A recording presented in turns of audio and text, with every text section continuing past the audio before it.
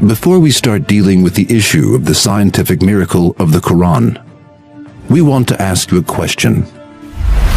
Do you have any information about the weight of clouds?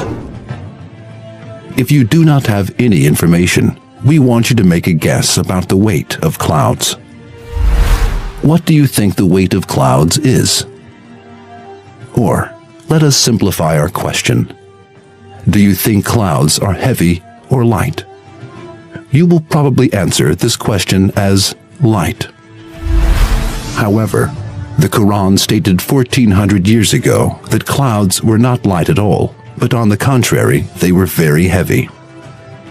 Now, let us have a look at the meanings of some verses regarding this issue.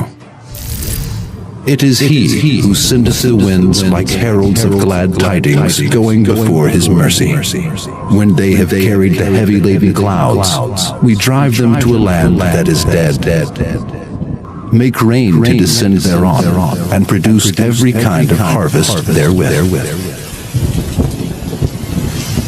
It is he who doth show you the lightning by way both of fear and of hope.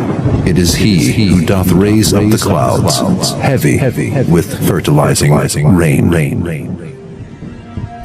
As you see, the Quran stated 1400 years ago that clouds were not light at all and described them as heavy clouds. What do scientists say regarding this issue? Are clouds really as heavy as the Quran states? According to the research made in recent years, quite astonishing figures about the weight of clouds have been found.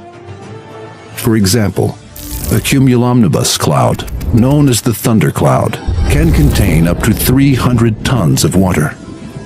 Yes, you did not misread it. We are mentioning clouds as heavy as 300 tons. The fact that a mass of 300 tons is caused to stand in the sky without any support is something that astonishes the mind. It is more interesting that this information is mentioned in the Quran. Now, let us think of this. At the time when the Quran was revealed, it was impossible for people to have this information about the weight of clouds.